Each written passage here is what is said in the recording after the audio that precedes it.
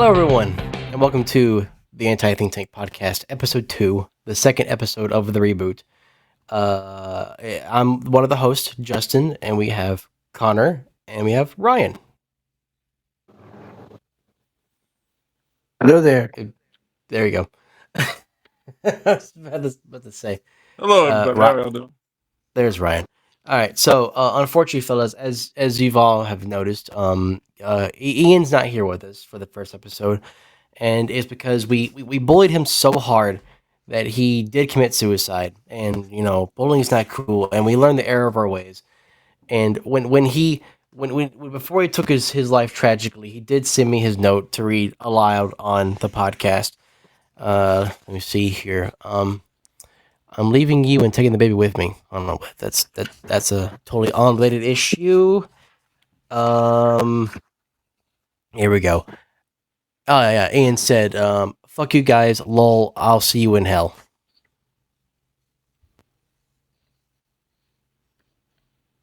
So rest in peace, big man. Can somebody play it in the arms of the angels? I'll do it. Like in the kazoo version.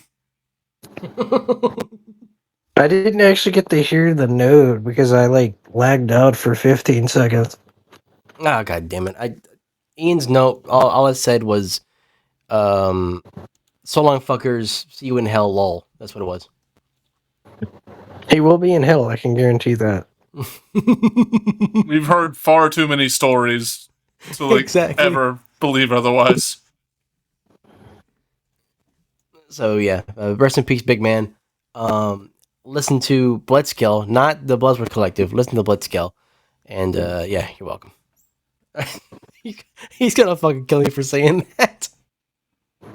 Look, it's not lost media because I have some of it saved on my phone. He can never fully erase it. I'm gonna wait until he blows up in 10 years, and then I'm just gonna start distributing out illegal copies of Bloodskill discography online. I mean, is it still on Spotify and everything? That I do not know. I'm about to find out right now. We have to believe. I do have a 4K image of them. Yeah, all the Bloodskill shit's still on. Yeah. That is a fatal mistake. Apparently, I've only liked. It says you liked one release by Bloodskill, but I can tell that I liked several, and the ones that I liked are the ones I worked on with them. Except for, at most, it's mostly Cloudy. I think he did a good job with that one. I think that's actually his best song he's made. My favorite one is new shit. My favorite one is the Brain Damaged Head, not because of the music, but just because the album cover is just so stupid because it's just his face crushed filter. Who's that? Were you there when he created that, or was it just a thing he sprung up on you? I don't think I was there when he created it. I remember he just sent me the album to the link to it on Spotify, and I was like, "What? It's just an ordinary." Oh my goodness! And you know for a fact he thought that was hard as fuck. Because I kept using it in YouTube shorts too, the one where it's we're gonna play this even if it kills us.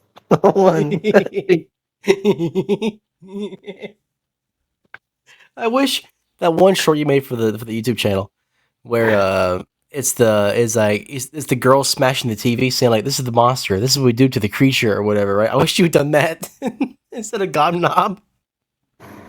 Oh, the one where she's like, "This is how we handle the creature. This is how we handle the creature."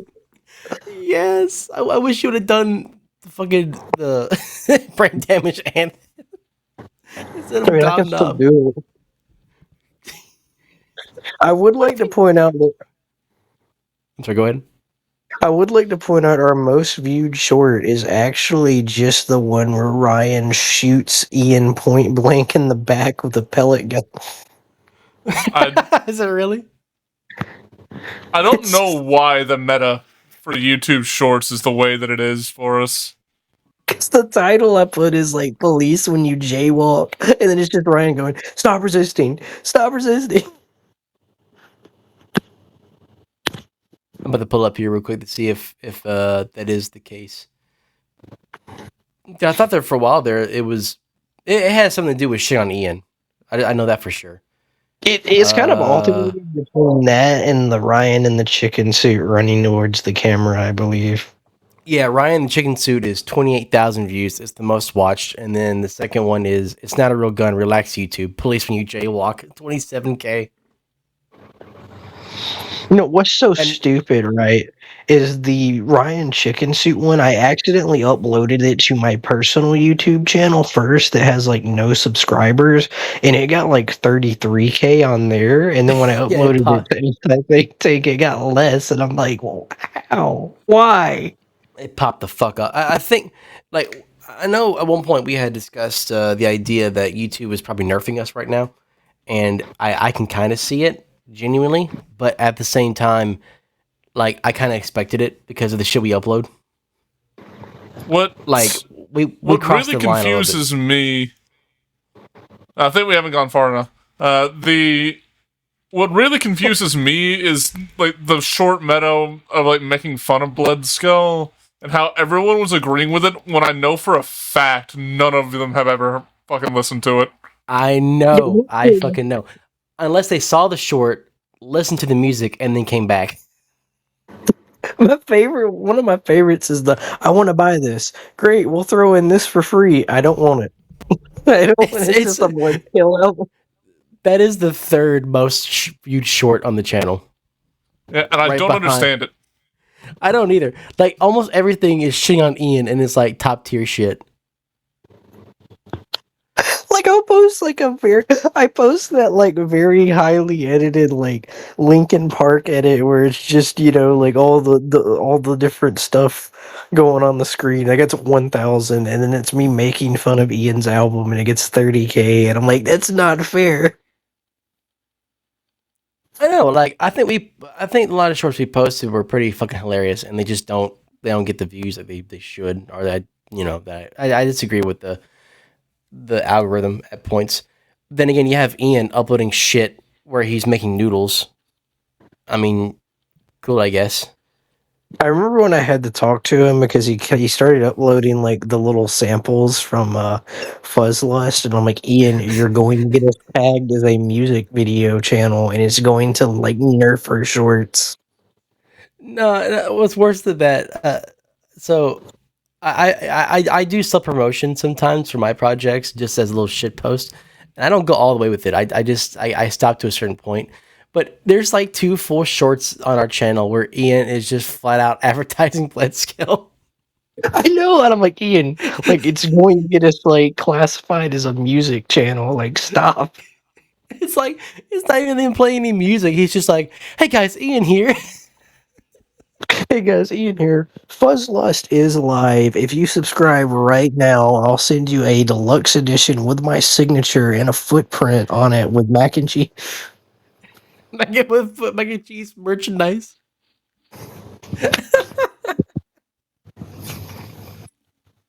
I thought that was hilarious. I remember one time I was scrolling through YouTube, and at times I'll go down the rabbit hole on my TV and have shorts playing on the TV. And I was scrolling through and I saw where it says, "Hey guys, Ian here from Anti Think Tank, advertise my shit." And at first I thought it was him advertising on his Bloodscale YouTube channel. No, he hijacked our shit. Like he's always talking about me, like, oh, like you need to tell us before you post something, and I'm like, bro, you're on here like advertising your discography without talking to anyone. Yeah, that motherfucker. Trying to advertise goddamn shit. Like I said, I Speaking of do it as a coming joke. across, I'm sorry, go ahead. I was about to say, speaking of coming across channels, I remember like a couple of months ago, I was on YouTube on my TV, and for some reason, I got recommended the Just Stock 2 channel, like your throwaway, where the like entire background is just Ian under the Oxford Bridge, like that look on his face, and I was like, wait, this channel exists? What is this? Yeah, I think that's now just where all the live stream VODs go. And well, I'm changing content I'm changing my whole thing around, so might be doing some extra shit on there. But anyway, yeah, I know one time that I was going through my phone, and when you said you uploaded the Ryan in the chicken suit, at first I thought it was anti think tank, but apparently I got recommended your shit. Like when you uploaded to your channel, it got popped the fuck off for some fucking reason. That's what I'm saying. It shouldn't have, because like I know you can get shorts with like no subscribers, but the fact that it was like my channel with 2 versus like 150, 160 for anti think tank, it's like there's no reason I should have gotten like that much more. Yeah, but it was pretty fucking insane. Anyway, so enough talking shit about Ian because poor guy can't be here to defend himself. Um, there was one thing I did want to talk about. So I had mentioned in the group chat earlier was that I wanted to know what film or what movie have you guys seen that you feel like does not get talked about enough? Like it's a Okay, if good we're going like, film. Sorry, go ahead. oh, I was about to say, if we're going like talked about enough in like a negative way, I would have to say like Stanley Kubrick's 2001: A Space Odyssey, because like no one talks about it because of the age, and if you watch it now, it's like this is horrible. Like the book is amazing, but the movie for 2026 standards is just like pure garbage. No, I meant like in a good way, as in like you watched it, you're like, damn, this is a pretty good fucking film, and then you look to see any forums online talking about it or whatever, and there's just no one talking about it. I swear to God, if this is a lead up to another Night of the Living Dead post. No, it's not. It's not. Hmm. Because all of George Romero's stuff has been talked about to hell and back. So no, it's not one of those. Trying to think of an example like of something that, so pretty much something like I could have watched in the past. And I'm like, oh, this is really good, and then I go online and everyone's like, oh, this is horrible. No, I mean it could be like that. It's horrible, or it's just no one's talking about it. Like no one saw it because it either got bad press release or just bad release in general, and it's just like no one's talking about this. Like there's obviously a better movie that came out that overshadowed it, and you're like, what the fuck? Oh, I mean, yeah, never mind, that wouldn't count. That was still pretty big. Oh, Well, I'm up. I guess I'll go. I guess I'll start off with mine because I was one that came up with the idea. So we are all familiar with the film company Troma, right? Promo. Troma, Troma. They're the ones that made the Toxic Avenger. The name sounds vaguely familiar, but it's probably because you mentioned it to me like months ago. Yes. So, yeah, Troma Studios. They've been around for almost 50 years. They've been proudly independent for that long, and their biggest calling card are the films Toxic Avenger, Poultrygeist, and I would even argue maybe Sergeant Kabuki Man NYPD. Uh, Also, fun fact: the creators of South Park, Trey Parker and Matt Stone, made a film through Trauma called Cannibal the Musical. So just put that out there. That this is what we're dealing with, right? Right. Anyway, so during my really big kick on Trauma films, because if you ever seen a Trauma film, you know they're Z movies. They're not B movies. They're not C movies. They are just the bottom of the barrel. They're entertaining, but sometimes the story is shit, and you just have to see one to understand what I'm talking about. Anyway, It's like what's it called, Rocky Horror Picture Show. Like you watch it to say you watched it, and that's it. I would argue that Rocky Horror Oh, Picture Show is a better film than anything that Trauma's ever made. pretty much, yeah. But Trauma, personally, has a soft spot in my heart for being, for being as successful as they have been, being an indie film studio. It's pretty amazing what they've done. Anyway, they had a film come out in the 1980s called Screenplay, and the plot of this movie is it's a black and white film, and it's about a Hollywood or a wannabe Hollywood writer moves to Hollywood, wants to write and be in the big Hollywood scene, and he has to stay somewhere while he writes. He stays in a motel, and pretty much he writes a script for a horror film, a murder mystery film, and then one night the film it disappears. It just during a rainstorm it disappears. Someone grabs it, whatever, and then all of a sudden people in the motel are dying in the way that he wrote it. And people are looking at him as if he did it, but there's a plot twist at the end, obviously. Anyway, I watched it, and at first glance, it's a great film. I liked it. It's very entertaining. Um, when you look more into the backstory, how the film was made, it's amazing. It's a very class act film. Backstory is it's a $50,000 film. It wasn't made by Troma. It was made by one director, Rufus B. I have to find it real quick. It was directed by Rufus Butler Setter. I can't. I might be pronouncing that wrong. I'm sorry for listening to this. And bro made this film in his studio apartment, like in a very small studio apartment. And he managed to make these scenes where it's like the inside of a two-story motel. And he did that by splicing two bits of footage in half and stitching it together. It's genius how he did this shit. Anyway, no one talks about this film at all, and I genuinely think it's Troma's best film. It's not. I wouldn't say it's masterclass in a way that it should be talked about in mainstream media. It doesn't deserve that. It's not that kind of film. But I feel like this film should have stood on the toes with Toxic Avenger, with how good it is. The writing is great. The acting is subpar. I mean, there's some moments where it's kind of cheesy and kind of, tacky and whatnot. But overall, I mean, this film, I feel like, could compete with Toxic Avenger. But no one talks about it. You go to Wikipedia, it's like the bare minimum information. The only way you want to know anything about this film is you have to buy the DVD and listen to the commentary track by the director. And he talks about pretty much how he got fucked over by Troma because Troma put down $20,000 to distribute this film in America and Japan. And the film made $20,000. Troma pocketed all that money and gave Rufus nothing. So the film made no money. And after that, Rufus gave up directing. He gave up filmmaking entirely because of it.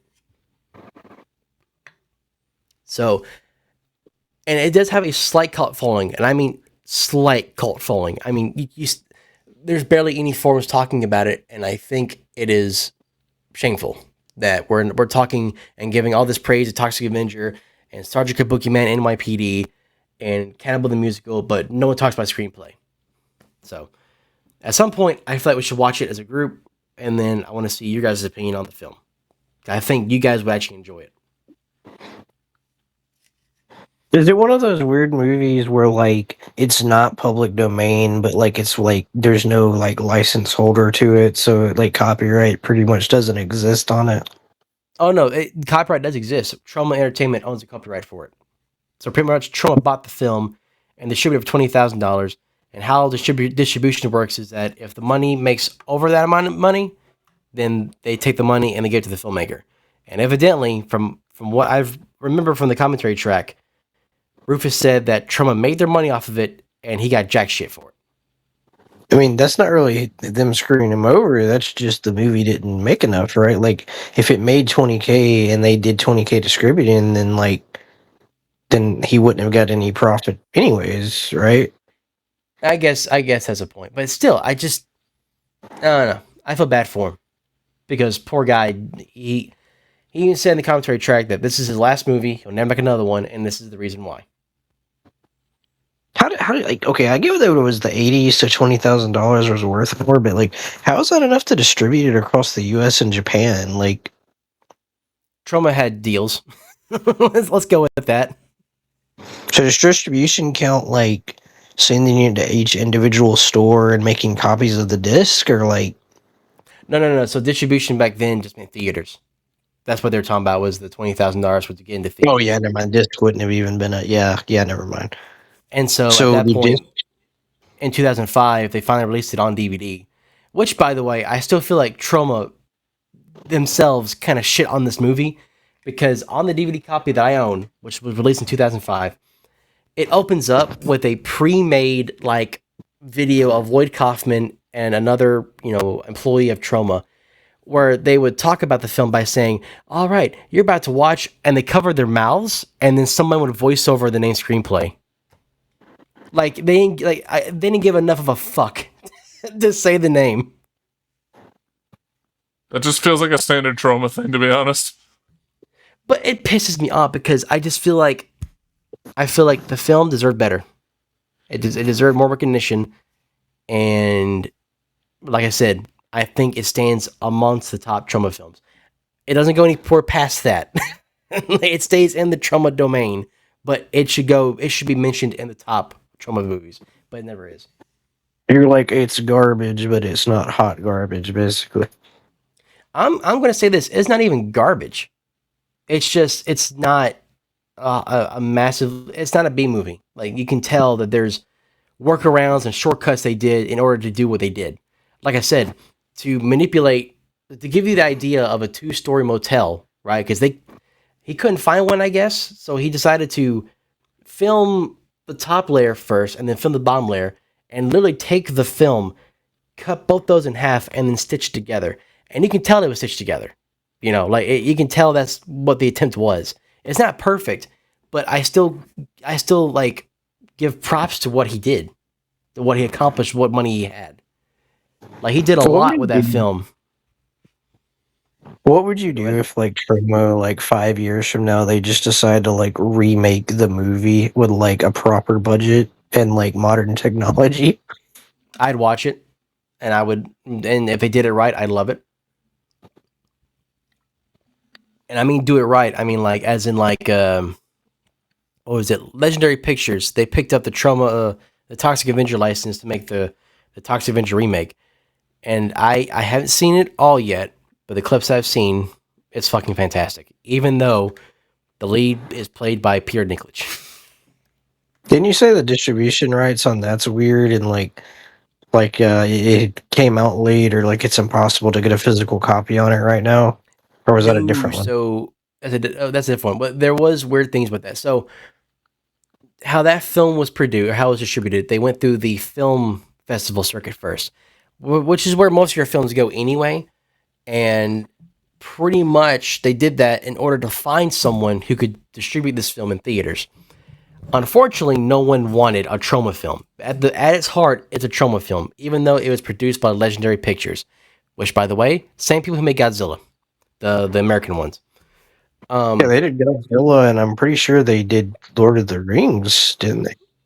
They also did the Titan movie, or the Rise of the Titans, or the mech versus the that Pacific kind of movie. Rim? Pacific Rim. Thank you. I didn't see it anyway.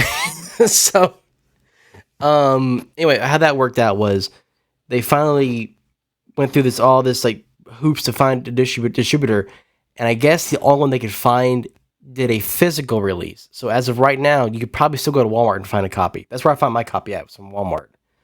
But other than that, I don't know. I mean, they might have some select screenings here and there, depending on who wants to pick up the film. But yeah, it never saw like a proper theatrical release. It was just in small film festivals, and that was it. Oh, hold on. No, since we're on the non-theatrical release, I gotta talk about that real quick. Like, I'll make it a short tangent because we're still on this topic that you gave, but I don't know if Ian's watched it. I'll keep it spoiler free for viewers since it literally just came out like 24 hours ago. But that new Avatar: The Last Airbender movie, like, first off, it should have been in theaters because they'd been working on that movie for like 6 years. Second off, it's just not good. They tried to stick like 12 episodes of content into an hour and 40-minute long movie, and the pacing sucks. Wait, was it not released in It was not released in theaters. It was made direct to streaming. The Way of Water? No, not that one. Last Airbender. Avatar: The Last Airbender. You know, the good Avatar franchise.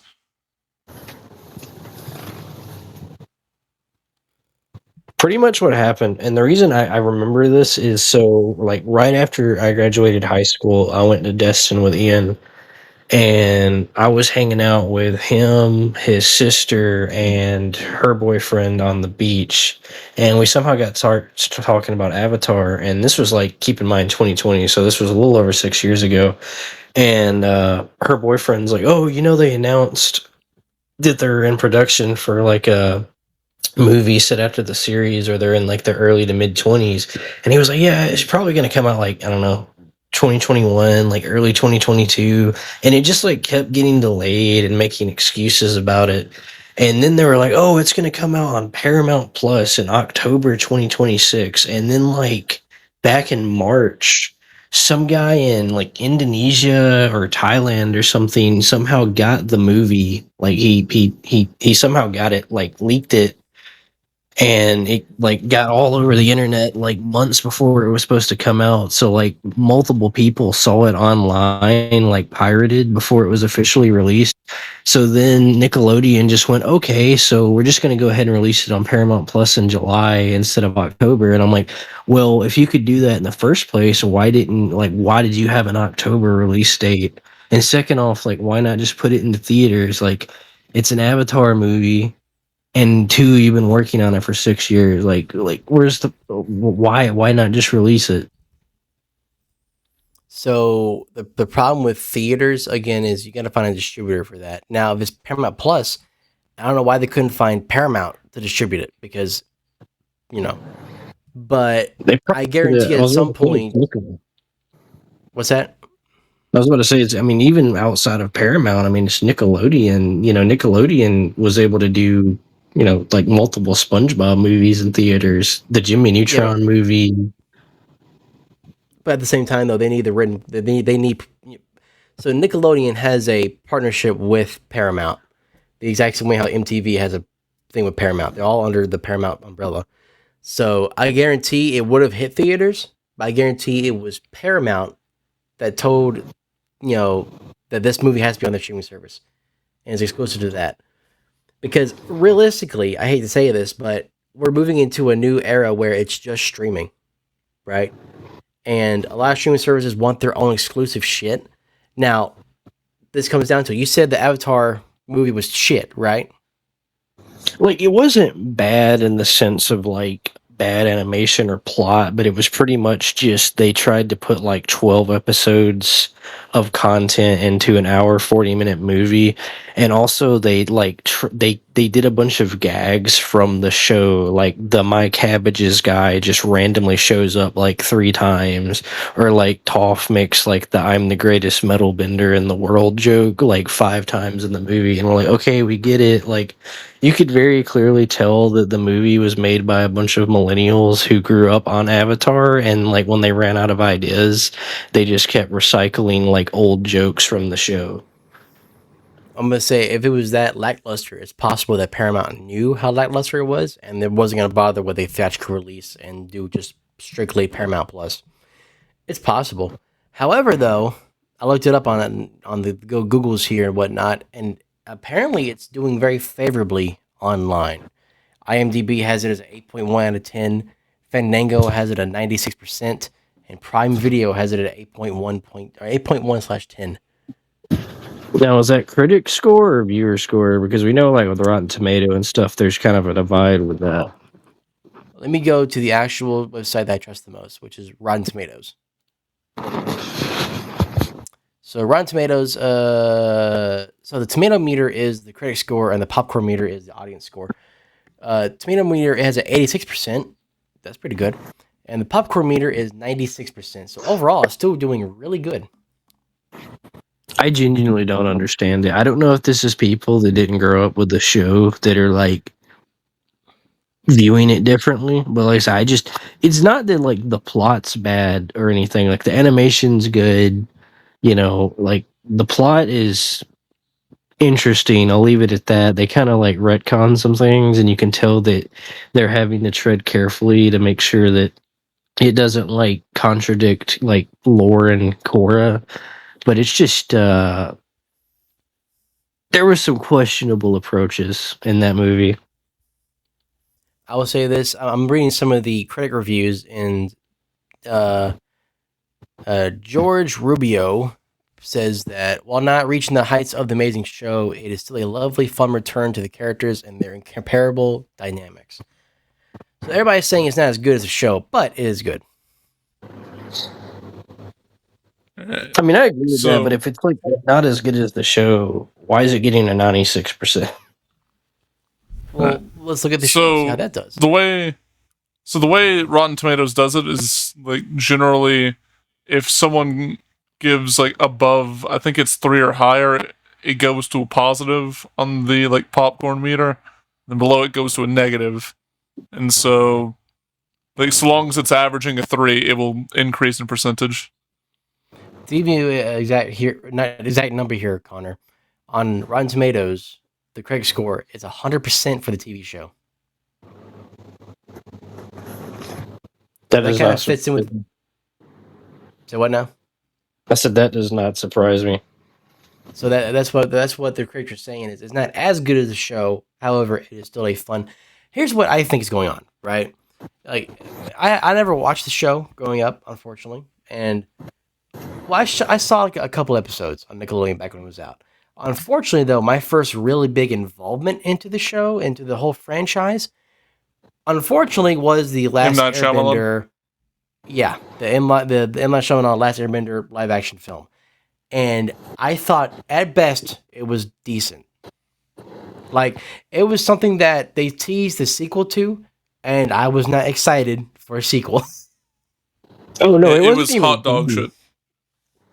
It wasn't even teased. Like I have all 3 seasons on DVD, and at the end of the 3rd season, there's a like little interview thing with him, like where the original creators are sitting down with him, and he was already like, yeah, so it's going to be a trilogy of movies, and they're going to come out like 2010, 2012, and 2014.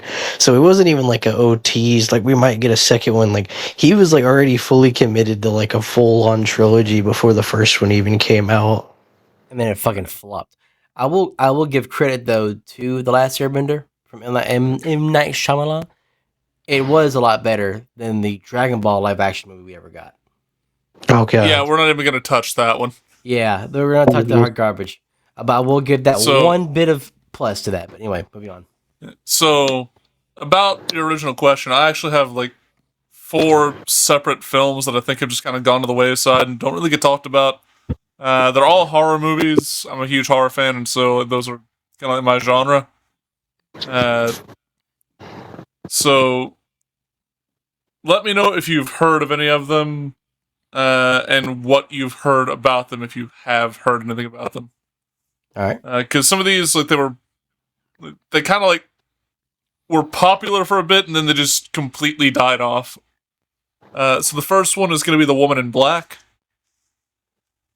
Oh, is that the one?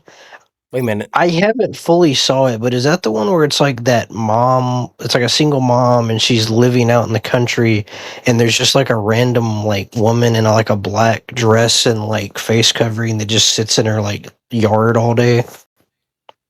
No, but I do know which one you're talking about. It's not that one. Is it the one that stars Daniel Radcliffe? Yes. That was a good movie. It was a fantastic movie. It's one of the only horror movies that I think is genuinely scary. It's just, like, it was advertised very, very poorly. If you look at the trailers for it, it looks like it's going to be way more action heavy, and then you get into the movie and it's very slow paced, and there's just a sense of dread throughout the entire movie.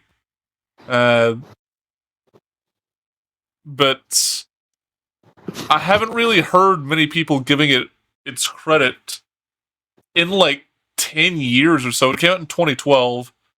It was a PG-13 horror movie, so people already like shit on it because it's not like heavily gory or anything like that. But I don't think it needed to be with just the writing that it had. I'm about to say, like, just to put it out there, I also believe that you don't have to have a horror film rated R to be good. Because there are vintage horror films from the 30s, like Frankenstein and Dracula, with no gore, but with excellent writing that still stand the test of time. If you have good writing in a horror film, you don't need theatrical, like, gore and blood splatter and shit. If you have good writing, you have a good movie. Do you ever watch Spin Ghoulie growing up? What was it again? Spin Ghoulie. It was No pretty idea much what the you're talking show. I don't remember what it was. I was like Retroland or something. One of those like shows that like has or channels that has like older movies and shows. Pretty much, it was this thing they did in like the late '90s or 2000s, and it was this guy that was like a host, and he was like dressed up as like this like horror character in this like haunted house, and pretty much he would just show like old horror movies from like 30s, 40s, 50s, 60s like every week. And so it could be anything from like the original like Frankenstein movie, or like The Ghost and Mr. Chicken from with like Don Knotts in it, or like one of the 17 million different Dracula remakes that they did. Yeah.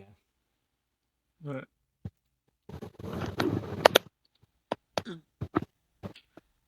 All right. The So, anything else you want to add to this, or you want to go to the next film? That's pretty much it for the Woman in Black. I don't want to go too in depth in detail on any of the plot synopsis in case people haven't seen them. I just want to give full recommendations to each of the movies that I'm about. So I'll go into like some of the stuff. Like for the Woman in Black, it's like the lighting, ambience, the general atmosphere of the film. I do think it has like a strange, like sort of blue tint throughout the movie that I think it probably would have been better without. But some of the scenes in it are in like some of my top horror. Like in terms of like the pure fear factor, it is pretty high up there. The next film, But real quick, to put in perspective here about the favoritism towards this movie, or the excitement towards this movie.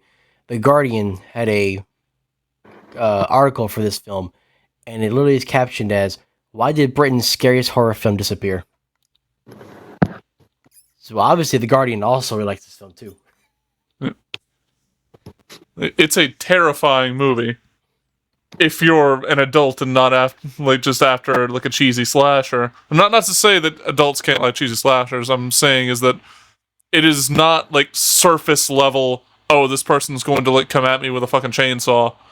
It is very much like it gets you into a mind space of just dread throughout the whole movie. I gotta rewatch this. I remember seeing it, but we gotta rewatch this.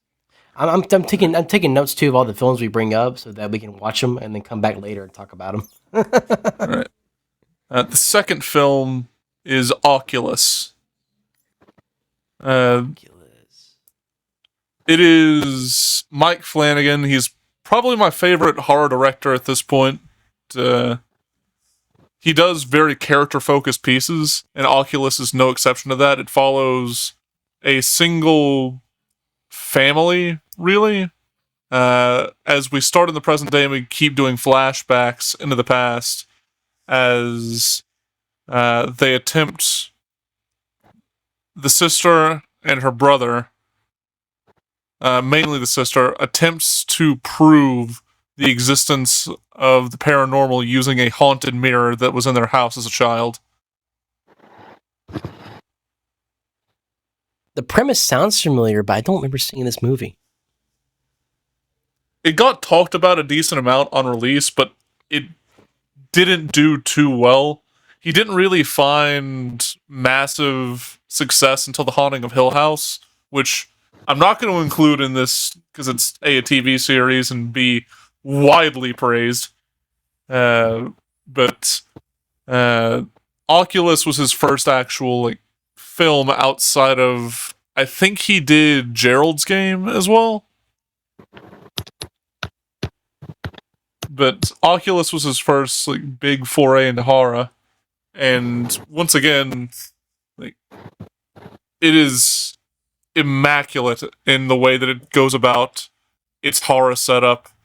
A few of the shots that happen throughout the film are just so well thought out, and then the character writing is just perfect. One of the big draws of the film is trying to figure out what's real and what isn't.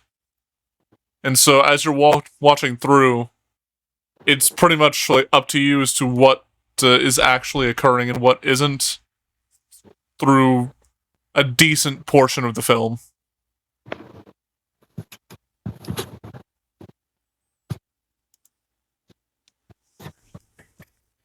And I'm seeing more of the promotional images. I'm seeing things that look familiar. I may have seen this before. But anyway, yeah, that's the list to watch. All right.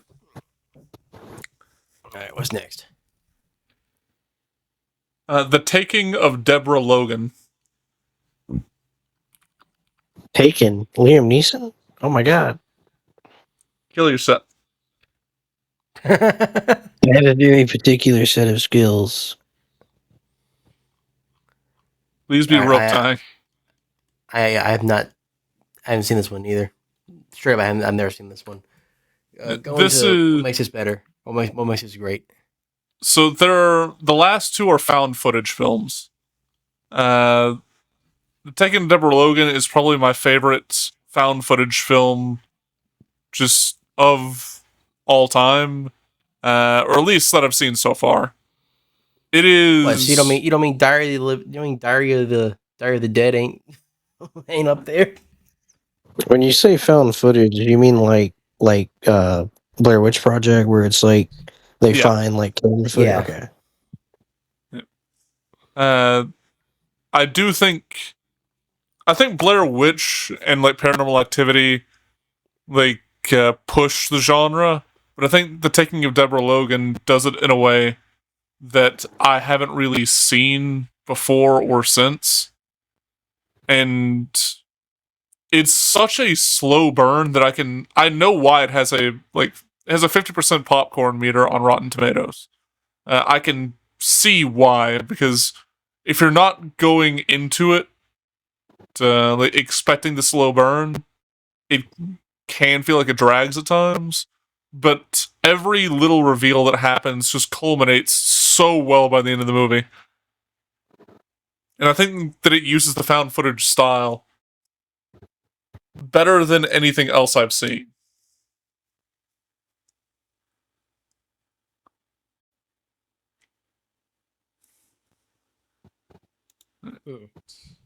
And then finally, and this is one that got just fucking dumpstered by critics, As Above, So Below.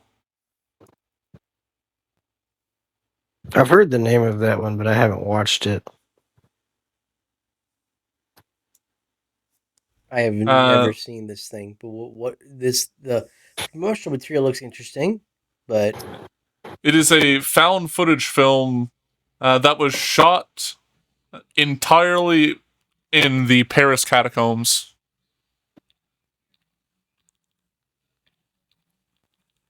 Wait. So is this like a true story one where they're actually just like stuck in the catacombs, or it's just they filmed down there? They filmed it. They filmed it down there.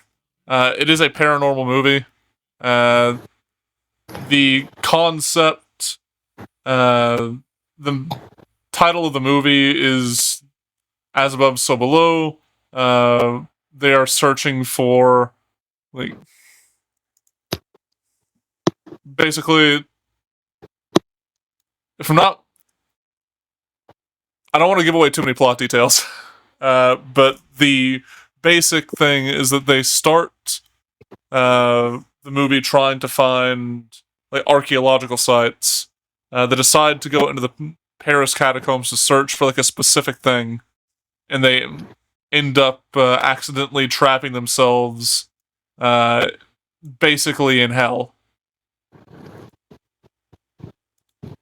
oh my god! I just happened to check the Rotten Tomatoes score. Jesus Christ!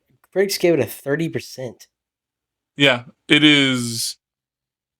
Like, it is not a perfect movie, I will say that, but it is a good movie. I would say probably like a 7 to 7.5 out of 10. That to me would be considered great. Yeah.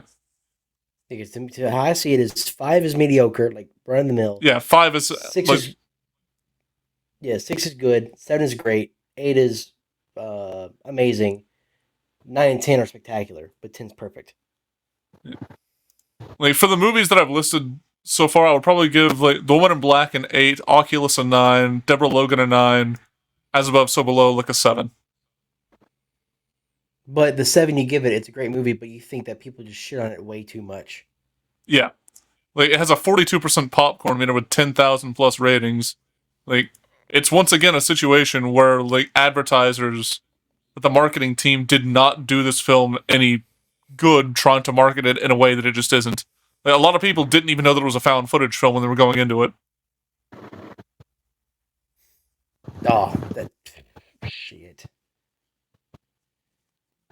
That's what sucks about most film production and most distributors is that they want a trailer, and sometimes I think from my understanding, from what I've read about this, a lot of distributors will make their own trailer based on the footage you give them, and yeah, they'll be like, yeah, this works. It doesn't fucking work at all.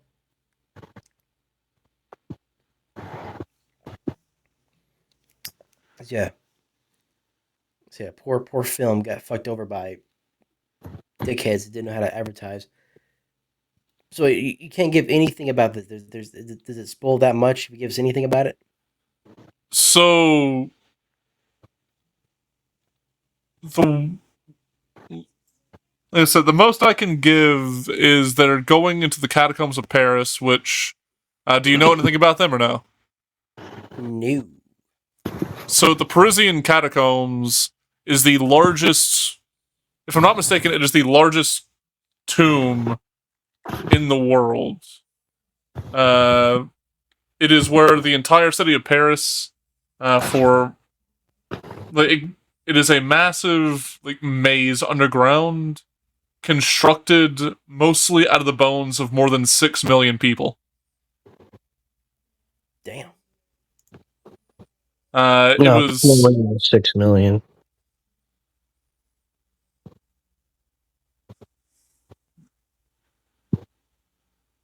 It is Damn, like my every what?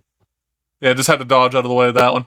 But every bone that you see in the film, like, is a real like body.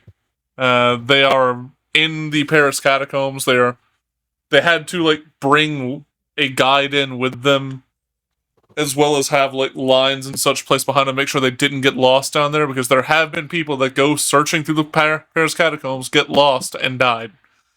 How It's one of has the Hmm?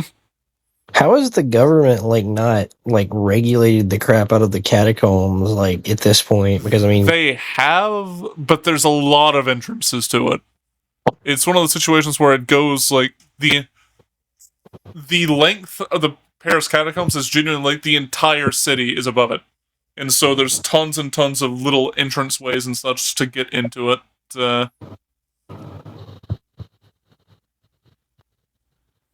I think in the movie they actually do take like one of the like hidden entrances that a lot of like kids who want to go and like check it out. So like how we treated Hill Elementary, a lot of French like youths treat the Paris catacombs, so they go down there and just do some bullshit. all right, guys, I've got an idea for our next Estes method. If you can afford the fucking plane ticket, god damn. We just claim asylum from a third world country and get there for free.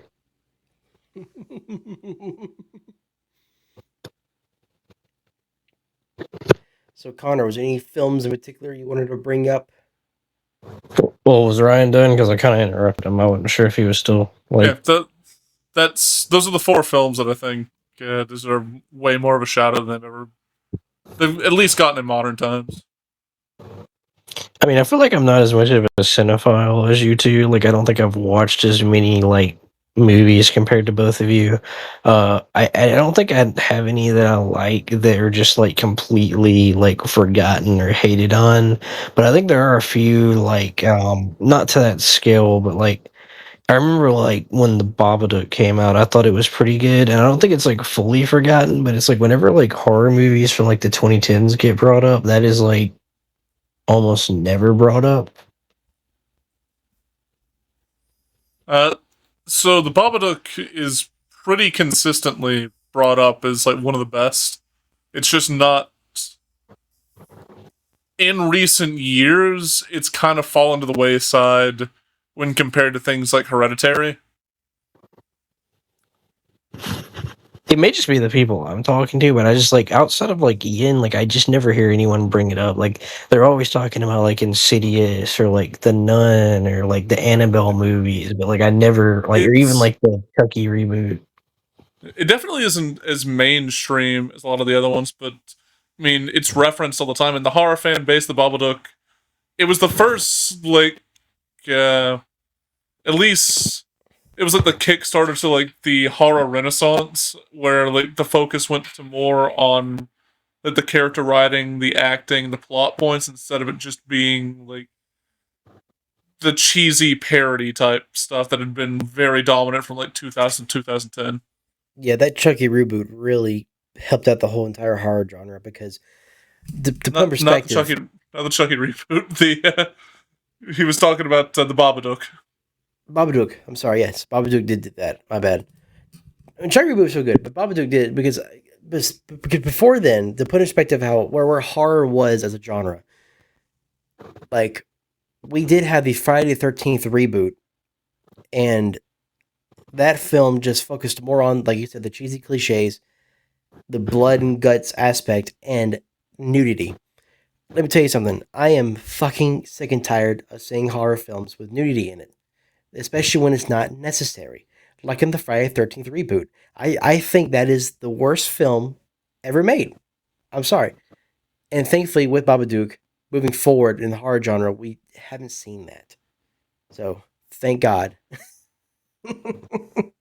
Like, we finally turned a new stone and we turned a new leaf in the horror genre when the Halloween trilogy remake didn't have any nudity in it. Yeah. Like God bless Babadook. Me and Ian had a teacher in fourth grade. I won't give her name, but she had a fear of leprechauns simply due to the Leprechaun movie. And Oh, I had watched them at the time, and I was like 10, so I just assumed they were like really bad. And then I would see like clips on YouTube of it, and I was like, "This is like very tame for like horror movies." Like I don't know how this was creeping her out. it's borderline kind of funny, but if you guys are done with your topics, I do have one film that I did remember that I feel like deserves a little more attention than it got. Have you guys heard of the movie called Igor? Igor. No. It is a 2000 and what year did this come out? It fucking decades ago. Anyway, it was the animated movie, like a 3D animation, kind of like DreamWorks and whatnot. However, it was not by DreamWorks or anybody like that. This was released in 2008, and the production team was Metro MGM and Exodus Film Group. That's who made this movie. Um, it is essentially a very dark comedy for kids, right? The whole story centers around an Igor. Well, let's start from the beginning. This city that they live in has had this cloud over the entire town for decades, for centuries, right? And it won't go away. And so the residents have found a way how to make money and make the town thrive. And it is to host evil monster combat battles, right? And they're built by these evil scientists. And there's one Igor. By the way, every scientist has an Igor, but this one Igor wants to be an evil scientist himself. But unfortunately, he was born with a hunchback, so he's an Igor, right? Well, it just so happens that his evil mastermind master dies, and it's in a spectacular fashion for a kids movie. And he then pretends to be this evil mastermind. He pretends to be working on an experiment under his name, and the whole plot is that he pretty much builds this Frankenstein woman, right?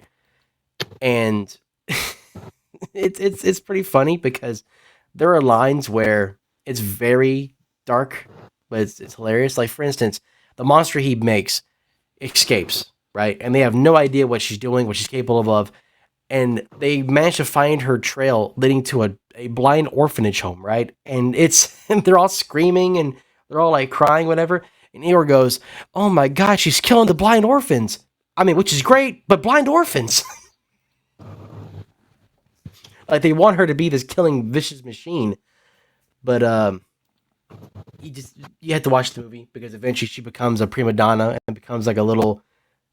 She wants to become an actress because there's a scene where they try to brainwash her, which is literally like a car wash for your brain. I'm not joking. But instead of watching horror films to make her be a vicious killer, she watched Dateline Television or Hallmark or whatever, and she wanted to become an actress. It's a very fun comedy film for families. However, there are a lot of dark comedy in it, and it has very um, top acting casts. So you have Steve Buscemi, John Cleese, Jennifer Coolidge, John Cusack, and you have Eddie Izzard is playing the main villain. Top cast here, but no one talks about it. And on Rotten Tomatoes, it has very bad scores, like 40% on both ends.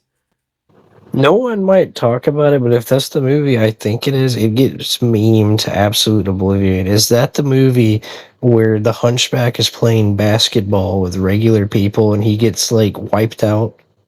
No, that is not it. What movie am I thinking of? Because it's a hunchback. I don't think it's No Hunchback idea. of Notre Dame. It might be. I don't know. I haven't seen that one either. But definitely, I would. If anyone's listening at all, definitely recommend watching Igor. That's the name of the movie. It's called Igor, and like I said, lots. Like it's honestly kind of shocking how this became a kids movie because there's a moment where okay, I'll give you an example here. Igor did have small experiments. He made a rabbit immortal who was voiced by Steve Buscemi, and in the car wash, they're waiting for the monster to get out. So the rabbit's going through all these cards, right?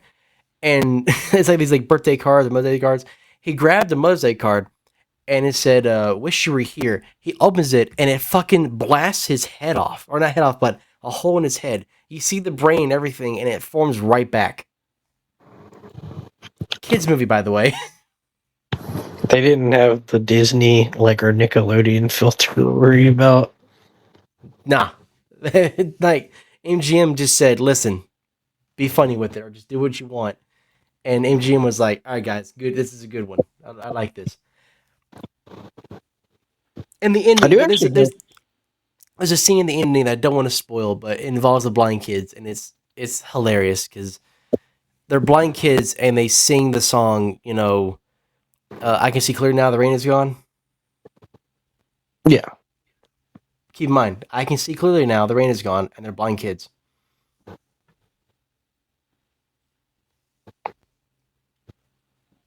So I if mean you're in that's for a dark. fun I treat, mean that is like dark, but like I think you already kind of like took the sting away with like the rabbit getting his head blown off, and it's like once you're exposed to like that, like the song thing is kind of just tame. yeah, I know. But still, like I just put an example about like how much they're let loose with this. Like it's a fantastic movie. And like I said, like I only knew about this movie because my mom bought it on DVD. But I think it got a theatrical release. I can't remember. I don't see anywhere it said that. But damn, it's a funny movie. We have to see it together. It's hilarious. Speaking of that, that actually reminds me. I think I might actually have another example. So y'all might have watched this because like y'all were Halo fans, but so I remember my dad bought. This was like 2012 or so. They made a. It wasn't a theatrical release, I believe. I think it was just straight to DVD. But there was a Halo movie called Forward Unto Dawn. That's a prequel before Halo One, and it's pretty much Lasky when he's like a recruit, and one of the characters is like I don't remember what her name is in the movie, but it's the actress that plays oh my god, I can't think of her name. The older sister in the Chronicles of Narnia. Anyways, it's set like at an academy when like the Covenant first make contact with humanity, and it came out in like 2012, and it's honestly like I'd give it like a 7 out of 10 maybe for what it was doing, but like apparently only like 12 people on the planet know that movie even exists because it was like straight to DVD and got like no marketing. So, For Unto Dawn, was it a film? I remember it being a series. Forward Unto Dawn was the film. The series was Nightfall. That was the one that followed Locke before he became a Spartan. Let me see here.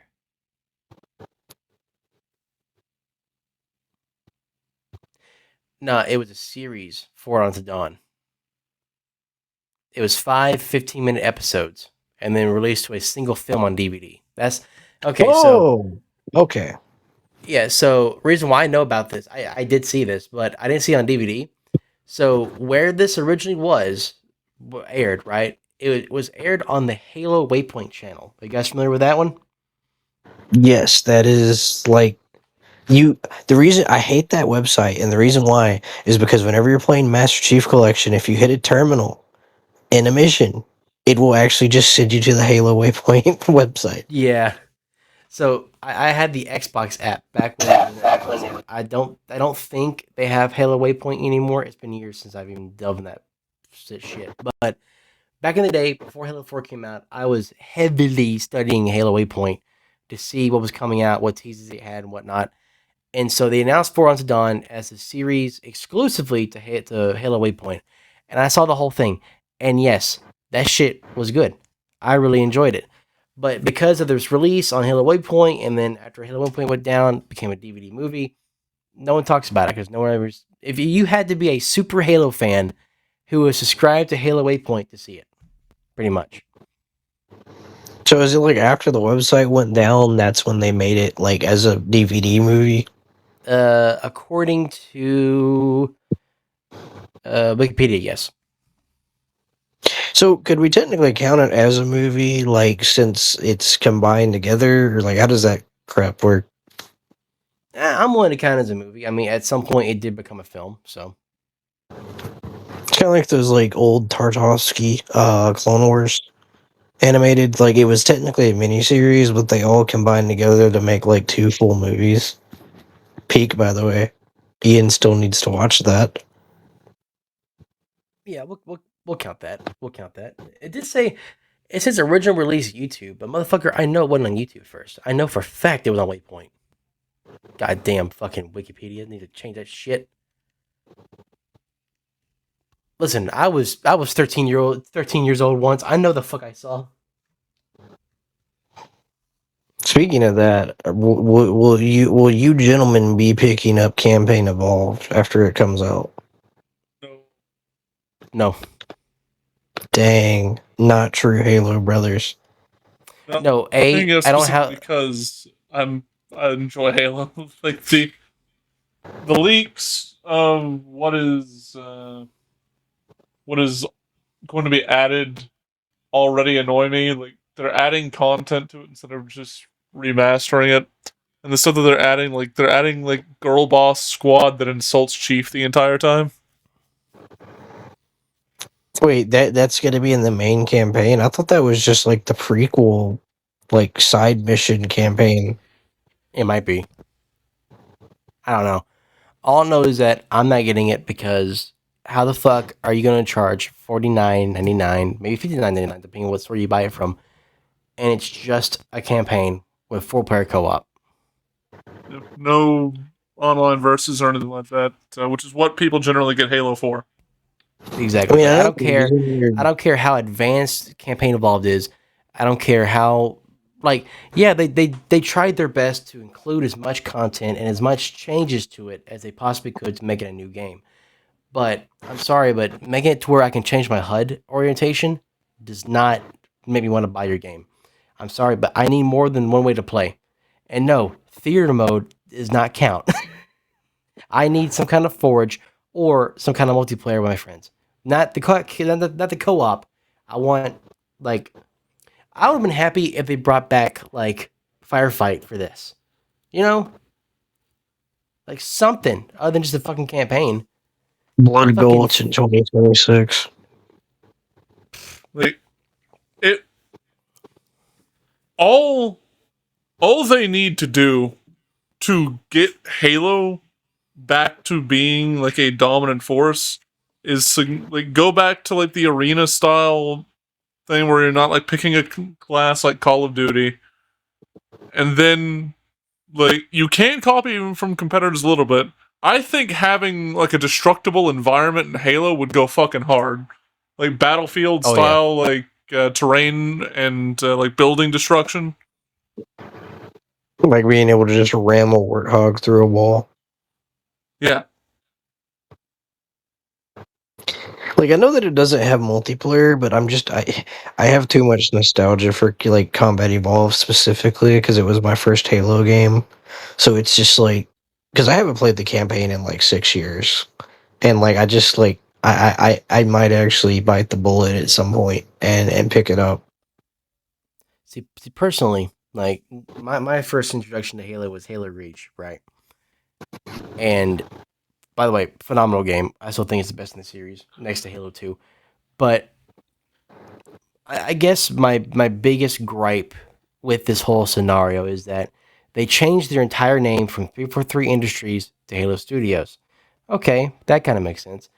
And now you're telling us that you're no longer making game engines. You're just going to make this game into Unreal Engine. Okay, so you can spend a lot less time developing an engine and just build the game. Focus on the mechanics of the game and design and whatever. You can focus more on being a game development company instead of being a game software company. I get it. I totally stand behind it. Then how come your first game under the new name, under this new business model, this new model you're going with no more technology design, it's all game design, and all you gave us is a campaign? Why couldn't you just wait a little bit longer to give us a full game? You know what I'm saying? I think they were trying I think they were trying to pump it out before the end of the year because it's the 25th anniversary. Because like when they did Combat Evolved Anniversary, it was the 10-year anniversary of Halo 1. So I think that's pretty much what they were trying to do is they were trying to make sure they got it out this year so it could be the 25th anniversary. and like I just rather this is than to wait. say, this isn't to say that I like am against like having games that are just single player or anything like that. Like, I love single player games. I'm playing through Kingdom Come Deliverance right now, having a great time with it. Uh, I just think that if you're going to make a Halo game, like, why not make it for people who like Halo? It would be like making a Call of Duty game without the multiplayer function. It doesn't make any fucking sense.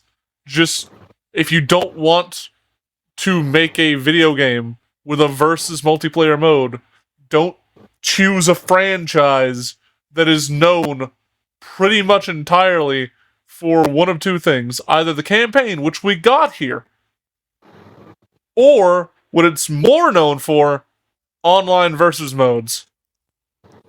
Well, keep in mind that so I imagine the next iteration of this new Halo Studios is going to be a full Halo game, right? And I do think that Connor is right when they say they're trying to push it out, but like I don't think they intended on being just campaign only. I don't think that was the intent. I do believe Microsoft tried to push forward and was like, "Listen, we need something out by such and such time." Either that, or Halo Studios thought it would be okay to give us a demo, because that's kind of how I see this shit. Because I personally think it was rushing to come out this year, and also Master Chief Collection is still alive, and I think they were scared that if they gave Campaign Evolved a multiplayer, it was going to pull a bunch of the multiplayer player base from Master Chief Collection because they're being that dead horse. now let me tell you something. So, as someone who still plays on the PC and plays Halo MCC multiplayer, those lobbies are still full. Like, and let me tell you something. And that game survived to Halo 5 and Halo Infinite. No one, like, there's still a dedicated fan base for Halo MCC, including Yeah, because it's myself. got the four best games. It's got the four Exactly. best. It's got the 4 best games. Matter of fact, it has all the best fucking Halo games. I mean, it even has Halo 3 ODST, which I still think is a underdog in the franchise. But ODST at has a really good campaign, and also it invented Firefight. No one wants to talk about that. exactly. But anyway, I just genuinely think that they thought it was a good idea to make a campaign with 4-player co-op. So there is multiplayer. You can still play your friends, but it's not against each other. It's just 4 players. But I feel like they genuinely thought it was a good idea to do this as like, hey guys, look, this is what we could do. Wait till the next game to see what else we could do. When motherfucker, just give us the whole thing up front. Give us an entire full Halo game. I want to be able to fucking no scope Ian from across the map, okay? And not have a penalty because we're playing a campaign. I mean, you can still do that. I'm sure they didn't get rid of friendly fire. Imagine like you and Ian playing co-op on the library, and he's like, "Hey Justin, why does that flood form have a rocket launcher?" As you like shoot him I, in the head with a sniper rifle. like they could even go as so lazy as back in the day where you just took the campaign maps and just reworked them as multiplayer maps. Just something like you don't have to make like it just makes me so mad. Like you took away like for instance, everyone was pissed off in Halo 5. They took away split screen multiplayer. Everyone hated that, me included. Halo Infinite, we kind of got it back, but we kind of didn't. Like, imagine how much of a comeback you could have as a studio with a full fledged Halo game. But no, you're like, guess what, guys? That same story we had about fucking 25 years ago, we're gonna retell it, but with little extra content, as in like you can change some things and whatnot. And we do have a prequel where you play as Sergeant Johnson. That's kind of cool, right, guys? Huh? Is that kind of cool? Huh? Huh? I Just will give say, me like, Slayer. Just give me SWAT. Something. I will say, like, playing Devil's advocate here, I don't care about, like, because the purists that, like, do nothing but play Halo 1 all day, like, are like, oh, I can't believe they added sprint, or like, why is the battle rifle in the game? I don't care. Like, they had to come up with such stupid lore excuses about why the guns from Halo 2, 3, and Reach weren't in Halo 1, and it made no sense. So I don't care about like the SMG or the battle rifle or like the different version of the Magnum being in the game. I don't care that Sprint's in there because like in like the lore, Chief did not magically learn how to sprint like after Halo 3. So that part I don't care about. But what I do care about is like, I think multiplayer would have been nice. I will say though, if they do a Halo 2 remake in the future, you have to put multiplayer in that one because Halo 2 is literally the first game that Xbox Live was like ever active on. Halo 2 is what kickstarted online multiplayer for Xbox like as we know it. Right. And I'm saying, I guarantee that's the next step for Halo Studios. They're gonna make a sequel. It probably could, I'll be straight honest with you. I guarantee it'll be called Halo 2. I think this is gonna be a full on reboot series. And but I'm saying though is with your first game back and you're flaunting about how you changed and how everything's gonna be better now because you don't focus on technology anymore. You focus on game development, and you didn't give us a game. You just gave us a story mode, and that's it. It's kind of like when I got pissed off when Black Ops 4 came out, right? And it's like, guys, listen, we got multiplayer, okay? You like that, guys? You like that? You got zombies. That's cool, right, guys? You guys like zombies? You wanted a campaign? Well, fuck you, fucko. We have a battle royale that's like half as good as other places. Yeah, no, I never picked up Black Ops 4 because there was no campaign. Because, like, let's be honest, the Black Ops series, which includes World at War, like those are known for amazing campaigns. Exactly. I mean, we can kind of gloss over Black Ops 3 because I genuinely feel like they try to go all out with Black Ops 3. It kind of fell on its face because the story got really confusing there for a bit, and they just said, "Fuck it, we're tired of trying. Here's Black Ops 4, no story mode." Everybody fucking hated it. They're like, "All right, Black Ops 5, you have story mode now." Yeah, when they brought it back for Cold War, they were like, "Hey, did you guys like Mason and Alex and all that? Like, here you go, or sorry, Mason and Woods. Like, here you go. This one's set in the '80s, and they're back." Yeah, let's forget what happened in Black Ops 2. That didn't happen. Which, by the way, the future part in that game is now actually set in the past, which is I crazy. know that's insane to think about.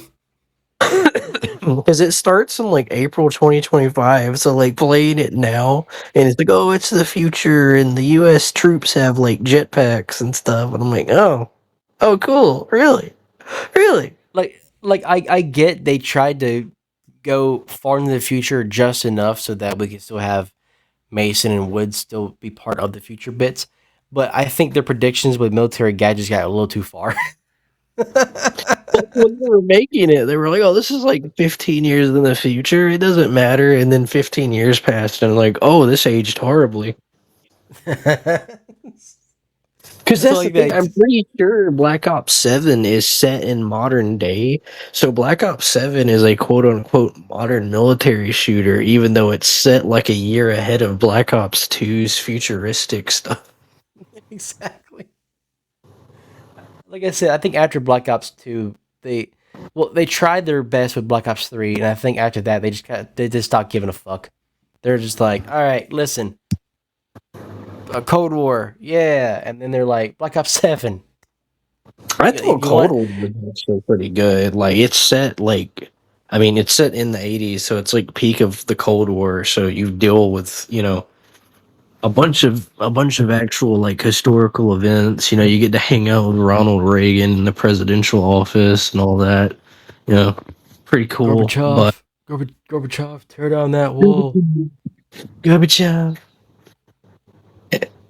zombies, gentlemen. They're breaking through the walls. Anyway, I say, forgive your enemies, but never, ever forget their names. Let's rock and roll. that's fucking real.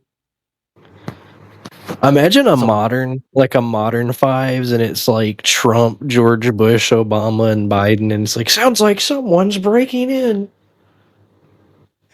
every time Uh, Donald Trump kills a zombie, he goes, "You're gay. You're dead." Obama's like, let me be very clear. I'm about to hit the pack a punch. Joe Biden's like, I'm hitting the ice cream machine, Jack. fucking, fucking, fucking Trump hits the fucking speed cola. That's right, I grabbed it from the machine pussy. He gets Juggernog, and he's like, oh man, I feel invincible. Twice the Trump, double the size. Fucking he fucking gets the pack a punch. He screams out, "4 more terms, 4 more terms." You know how Bush's thing was the whole like mission accomplished with what you call it? Every time a round's over, he's like mission accomplished. What if he does that for every dog round? Mission All accomplished. right, mission accomplished.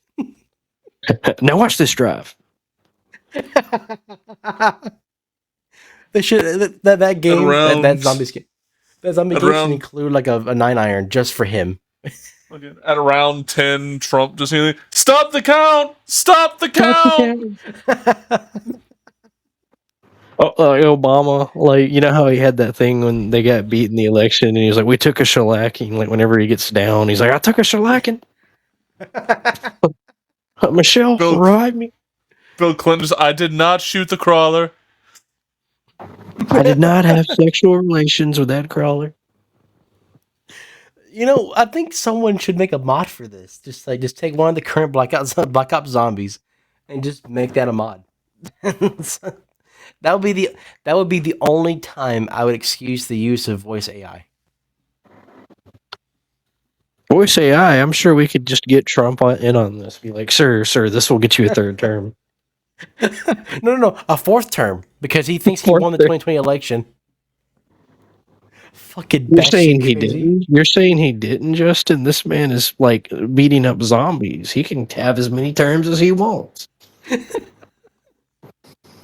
That still killed me, dude. I saw that fucking that announcement, that little speech he gave. He's like, a fourth term, and I'm like, are you fucking retarded?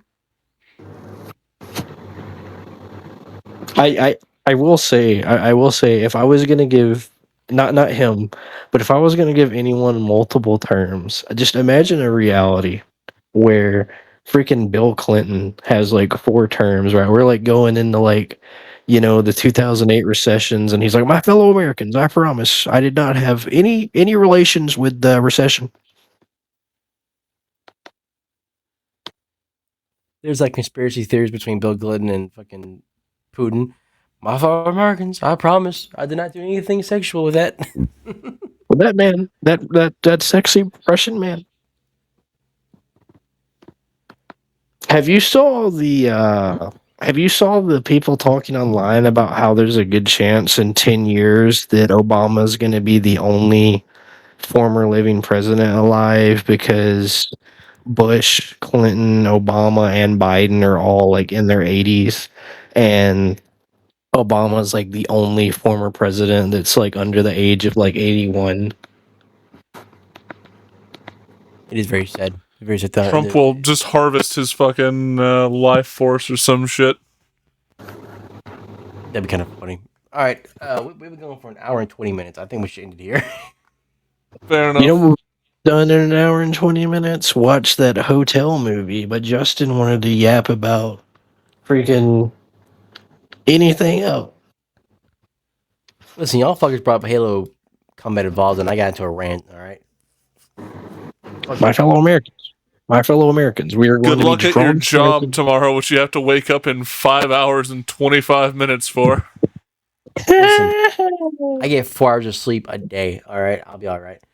Anyway, so thank you all for watching the third episode. The second episode. 4 hours really showing itself right there, brother. Fuck you, Ian, for not showing up here. Bye.